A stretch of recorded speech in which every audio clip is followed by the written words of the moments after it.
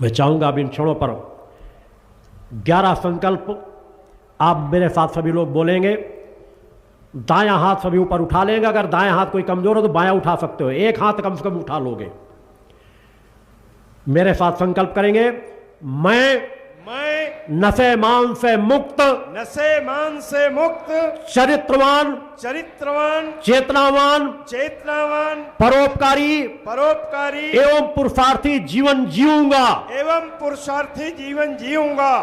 दूसरा, मैं मानवता की सेवा, धर्म रक्षा, राष्ट्र रक्षा के लिए अपने जीवन को समर्पित करूंगा। मैं गौ सेवा, गौ संरक्षण के लिए अपने जीवन को समर्पित करूंगा। मैं पर्यावरण की रक्षा के लिए वृक्षारोपण को बढ़ावा देते हुए स्वयं वृक्षारोपण करूंगा। उनको संरक्षित करूंगा। मैं जाति भेद, छुआछूत को समाज से दूर करके समाज में सद्भावनापूर्ण वातावरण बनाऊंगा। मैं धर्मद्रोहियों, राष्ट्रद्रोहियों व राष्ट्र की संपत्ति को किसी प्रकार से नुकसान पहुंचाने वाले लोगों का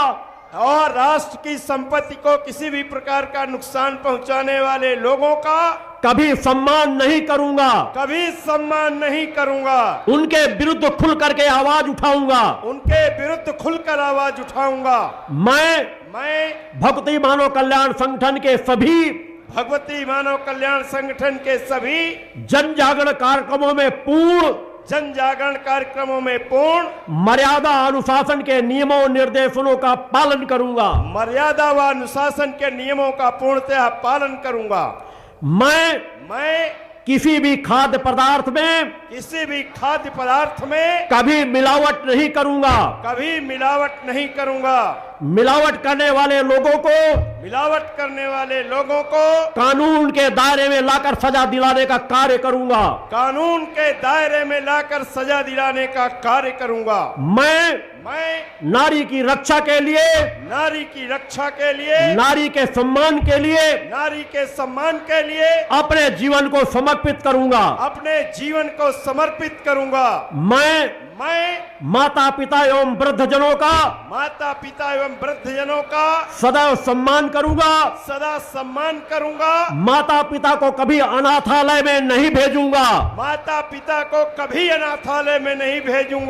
मैं कभी भी किसी भी परिस्थिति में स्वयं आत्महत्या नहीं करूंगा